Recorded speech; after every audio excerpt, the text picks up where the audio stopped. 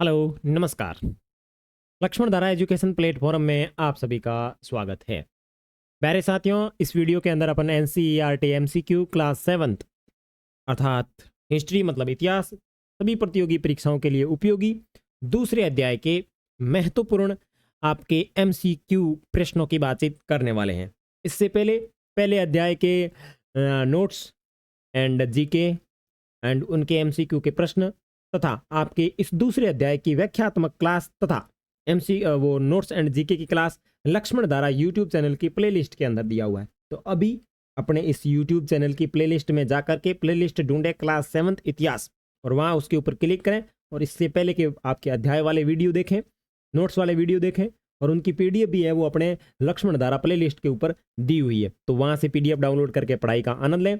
और इस दूसरे पार्ट से संबंधित अब आज इस वीडियो के अंदर अपन बात करते हैं आपके महत्वपूर्ण एमसीक्यू प्रश्नों की। उम्मीद है आपको अच्छे लगेंगे और आवाज़ वगैरह सही आ रही होगी। अगर वीडियो की क्वालिटी में थोड़ी बहुत दिक्कत आ रही है तो आप 320 की जगह 720 कर सकते हैं, ठीक है।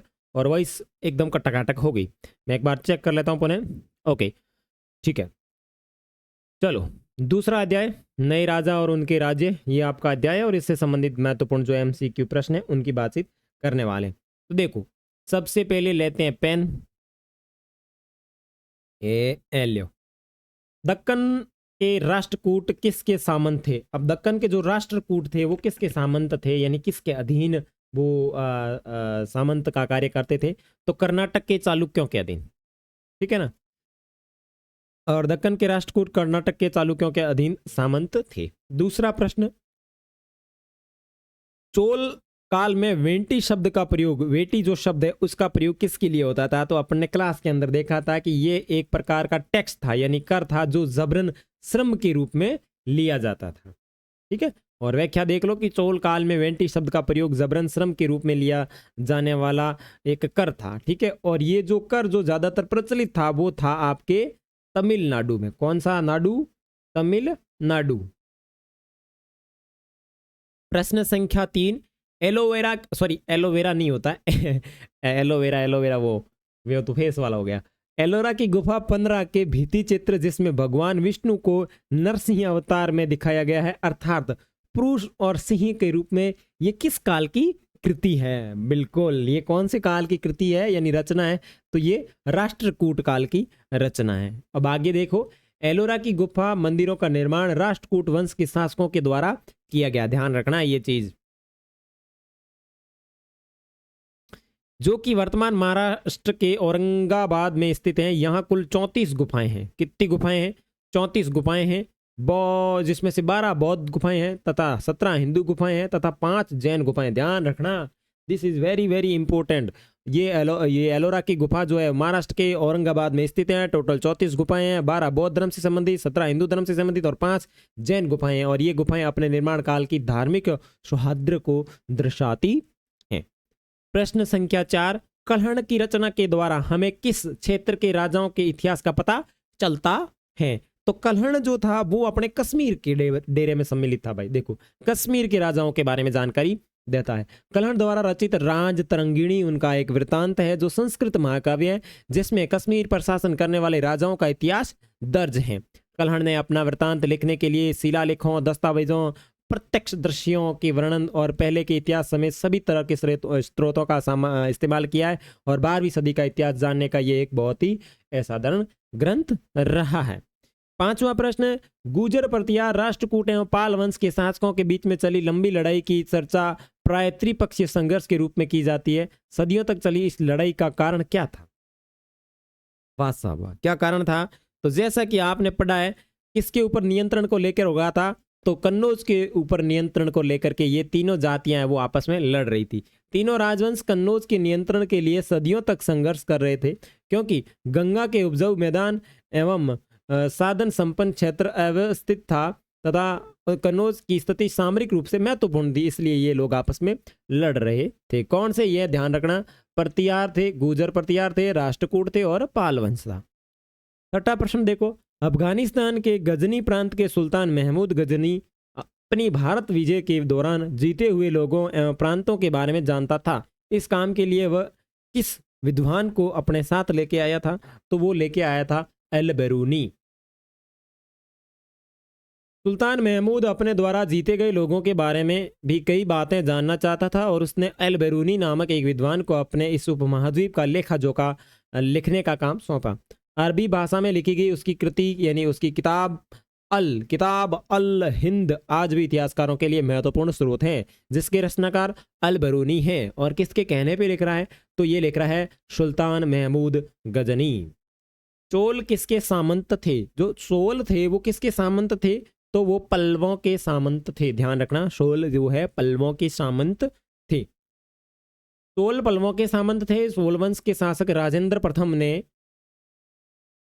गंगा घाटी, श्रीलंका तथा दक्षिणी पूर्वी एशिया के देशों तक अपने साम्राज्य विस्तार एवं सुरक्षा के लिए एक विशाल नौसेना का निर्माण किया तथा बंगाल की खाड़ी को चोल झील के रूप में परिवर्तित कर दिया था। आगे देखो, तंजावुर के वर्धेश्वर मंदिर का निर्माण किस चोल शासक के द्वारा किया गया? तो तंजावुर के अंदर जो वर्धेश्वर मंदिर है उसका जो मंदिर है उसका निर्माण है वो करता है आपका राजराज, जो कि आपके राजेंद्र प्रथम का पिता था।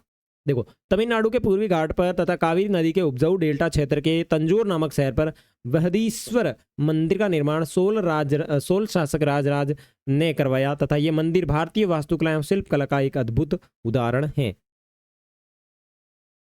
गंगईकोंड चोलपुरम की स्थापना निम्न में से किस चोल शासक के द्वारा की गई? तो ये की गई थी आपके राजेंद्र प्रथम के द्वारा, जो कि राजराज का पुत्र था। गंगईकोंड चोलपुरम चोल वंश के प्रतापी राजा राजेंद्र प्रथम की राजधानी थी। ध्यान रखना, ये राजेंद्र प्रथम की राजधानी थी, जबकि उसकी सेना ने कलिंग पार करते हुए दक्षिण कौशल, बंगाल और मगध होते हुए गंगा तक के क्षेत्रों को विजित किया। जब इस विजय के उपलक्ष्य में उसने गंगईकोंड की उपाधि धारण की, ठीक है ना, गंगईकोंड की उपाधि धारण की और गंगईकोंड चोलपुरम गंगा विजय चोल का नगर की स्थापना की। ठीक है, निम्नलिखित कथनों पर विचार कीजिए। व्यापारियों के संघ को चोल काल में नगरम कहा जाता था तथा ये शहर के अंदर प्रशासनिक कार्य भी करते थे। ओके, उसके बाद में चोल कार्य के स्थानीय स्वशासन की जानकारी उत्तर मेरु अभिलेख से मिलती है। बिल्कुल, दोनों बातें सत्य है। इसका मतलब आपका ऑप्शन सी राइट हो जाएगा। चोल काल से संबंधित स्थानीय स्वशासन की जानकारी हमें प्रांतक प्रथम के उत्तर मेरु अभिलेख से प्राप्त होती है, जो कि तमिलनाडु के अंदर अवस्थित है। तो ध्यान रखना, ये जो आपका उत्तर मेरु जो अभिलेख है वो तमिलनाडु में अवस्थित है। 11वां प्रश्न है, चोलकालीन विशेषताओं पर विचार कीजिए। चोलकालीन मंदिर आर्थिक, सामाजिक और सांस्कृतिक जीवन के केंद्र थे। यस, बिल्कुल सही बात है, सांस्कृतिक आर्थिक जीवन के केंद्र थे। मंदिरों के साथ जुड़े शिल्पों में सबसे विशेष था कांस्य प्रतिमा बनाने का काम। बिल्कुल सही है। चोल कांस्य प्रतिमा संसार के सबसे उत्कृष्ट प्रतिमाओं में गिनी जाती थी। यस, तो आपके ऑप्शन है वो 1, 2 और 3, यानी डी ऑप्शन राइट हो जाएगा। व्याख्या कोई खास है नहीं, आप देख सकते हैं। आगे देखो 12वां क्वेश्चन, चोल काल के संबंध में नीचे दिए गए कथनों पर विचार करें। चोल काल में किसानों की बस्तियां उर कहलाती थी। Not, this is wrong. जो कि सिंचित खेती के कारण बहुत समृद्ध हो गई थी, ये बात सत्य पटी, ये गलत है। गांवों के समूह को नाडू कहा जाता था, ये उल्टा हो गया है। नाडू न्याय करने और कर वसूलने जैसे प्रशासनिक कार्य करते थे, नहीं, ये दोनों उल्टा कथन कर दिया जाता था। ये इसमें आता है, ये इसमें आता है, ठीक है ना। तो यहाँ जो 12वां प्रश्न है इसके अंदर ओके ओके ओके वेट, दोनों सही है, क्योंकि 12वां प्रश्न है वो बिल्कुल सही है, दिमाग में नहीं रहा। एक और दोनों सही है। देखो, गांव में जो किसानों की बस्तियां थी उसको उर कहा जाता था और समूह था उसको नाडू कहा जाता था। यस, सही है, ये गलत नहीं है। आपका इसमें ऑप्शन है वो सी राइट हो जाएगा। ठीक है, देखो आगे देखो, चोल काल के संबंध में उपयुक्त दोनों कथन सत्य हैं। चोल काल में किसानों की बस्तियों को उर कहा जाता था, जो कि खेती सिंचित होने के कारण बहुत ही समृद्ध हो गई थी, और गांवों के जो समूह थे वो नाडू कहलाते थे, और नाडू जो थे वो न्याय करने और कर वसूलने जैसे प्रशासनिक कार्य भी करते थे। 13वां प्रश्न देखो, 13वां प्रश्न है, निम्नलिखित युग्मों से सही युग्म सुमेलित कीजिए। तो सही युग्म जो है, कौन सा युग्म है जो सही नहीं है? ओके, मतलब सही नहीं है, सुमेलित नहीं करना, सही नहीं है, ठीक है ना। तो वेलन वगई यानी गैर ब्राह्मण भूमि, ओके, गैर ब्राह्मण भूमि, सही बात है। ब्रह्मदेय ब्राह्मणों को दी गई भूमि, सही बात है। शालाभोग यानी विद्यालय के रख रखाव के लिए भूमि, सही है। और पल्ली छद्दम मंदिरों के उपहार में दी गई, नहीं, ये इसके अंदर आएगा, ठीक है, और पल्ली सदम जो था वो जैन के लिए था, तो वो इसके अंदर आएगा। तो यानी ये दोनों आपका गलत ऑप्शन है। तो आपके इसके अंदर जो राइट हो जाएगा ऑप्शन डी राइट हो जाएगा। ठीक है ना, ऑप्शन में अपने को पूछ रहा है कि भाई कौन सा सुमिलित नहीं है। जैसे कि आपके यहाँ दिया हुआ है कि पल्ली सदम है जैन संस्थानों के लिए, और जो भूमि देवताओं के लिए जाती थी उसे मंदिरों के उपहार में 2 देवदान है। ठीक है, आगे देखो 14 प्रश्न। 7वीं शताब्दी के दौरान महामंडलेश्वर किसके द्वारा उपयोग की जाने वाली उपाधि थी? Very good, this is nice question. किसके द्वारा धारण की गई थी? सामंत, न कि राजा। 7वीं सदी के अंदर जो सामंत लोग राजाओं के अंडर में काम करते थे, वो अपने आप को महाराजा धीराज या महामंडलेश्वर या महामांतम के नाम से जाना जाते थे, इसीलिए वो बाद में पंगा हो गया उनके साथ में। ठीक है ना, आगे देखो, राष्ट्रकूट शासक दंती दुर्ग के बारे में निम्नलिखित कथनों पर विचार करें। उसने चालुक्य शासक को उखाड़ फेंका, यस। उसने हिरण्यगर्भ नामक यज्ञ किया, यस। दोनों ऑप्शन राइट है, दंती दुर्ग ने ये दोनों कार्य किया, और इसका मतलब आपका ऑप्शन जो है वो सी राइट हो जाएगा, यानी 1 और 2। ठीक है, और दक्कन के राष्ट्रकूट कर्नाटक के चालुक्यों के अधीन 8वीं शताब्दी में मध्य राष्ट्र प्रमुख दंती दुर्ग ने अपने चालुक्य अधिपति को उखाड़ फेंक दिया और उससे युद्ध किया, और युद्ध के पश्चात उसने हिरण्यगर्भ नृत्य क्या रे वो अनुष्ठान किया, जिसका शब्द शाब्दिक अर्थ होता है स्वर्णगर्भ, और नमक यज्ञ किया। जब ये यज्ञ ब्राह्मणों की मदद से संपन्न करवाया जाता है, तो इसमें जो क्षत्रिय नहीं होता है वो पुनर्जन्म लेकर के क्षत्रिय हो जाता है। ठीक है ना, करों के बारे में करों के प्रकारों के बारे में चोल शिलालेख में उल्लेखित निम्नलिखित कथनों पर विचार कीजिए। वेंटी एक प्रकार का ऐसा कर था जिसे नगद संग्रहित किया जाता था, नहीं ये गलत है। और कदम कई एक भू राजस्व था, जिसे नीचे दिए गए विकल्प में से सही सुनिए, तो आपका 16 के अंदर बी ऑप्शन राइट हो जाएगा। ठीक है ना, और 15वें में सी ऑप्शन मैंने बताया था। ओके ओके ओके, तो वेंडी एक प्रकार का कर था, लेकिन नगद के रूप में नहीं लिया जाता था, ये जबरन श्रम के रूप में लिया जाता था। देखो, और नीचे देखो डिटेल देखो कि तमिलनाडु में शासन करने वाले शोलों के शिलालेख से अपने को जानकारी मिलती है कि वहां पर कर के लिए 400 से अधिक शब्द उल्लेखित है। इनको मतलब वो कि 400 हल्ला बट कर लहरी था। और सबसे अधिक बार उल्लेखित जो कर है वो है वेंटी, जो नगद में नहीं बल्कि जबरन मजदूरी के रूप में लिया जाता था। और कर के प्रकार देखो आप, अगर आपने घर के ऊपर छाजन डाला यानी छत डाली है तो टैक्स देना पड़ेगा। अगर ताड़ के पेड़ या खजूर के पेड़ पर आप सीढ़ी लगा के चढ़ रहे हो तो आपको टैक्स देना पड़ेगा। और परिवार की अगर आप संपत्ति के उत्तराधिकार बन रहे हो तो भी आपको टैक्स देना पड़ेगा। गजब जुल्म है, उठा ले रे बाबा उठा ले। हाँ, आगे देखो 17वां प्रश्न। त्रिपक्षीय संघर्ष के बारे में कथनों पर विचार कीजिए और नीचे दिए गए कोड में से सही विकल्प चुनिए। कन्नौज पर नियंत्रण त्रिपक्षीय संघर्ष का एक कारण था, यस। प्रतिहार राजपूत और पाल, देखो देखो देखो, प्रतिहार राजपूत और पालों के बीच में यह संघर्ष हुआ था, क्या ये बात सही है? यस, दोनों कथन सत्य है, पहला कथन और दोनों कथन। ठीक है, तो इसमें आप देख सकते हैं व्याख्या। तब तक मैं थोड़ा सा पानी पी लेता हूँ भाई, तो में पानी ही नहीं है।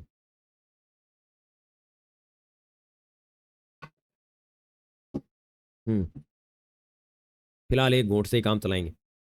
ओके, आगे देखो, किताब उल हिंद के बारे में निम्नलिखित कथनों पर विचार कीजिए। यह पुस्तक फारसी भाषा में लिखी गई है। ओके, इस पुस्तक के लेखक मिनहाज उस सिराज थे, नहीं, दोनों कथन गलत है। इसका मतलब डी, उपरोक्त में से कोई नहीं।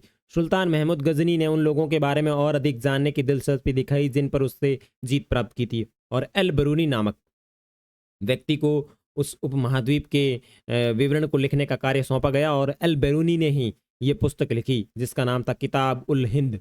ठीक है, और इस किताब को लिखने के लिए उसने संस्कृत विद्वानों से भी काफ़ी सारी सलाह ली थी।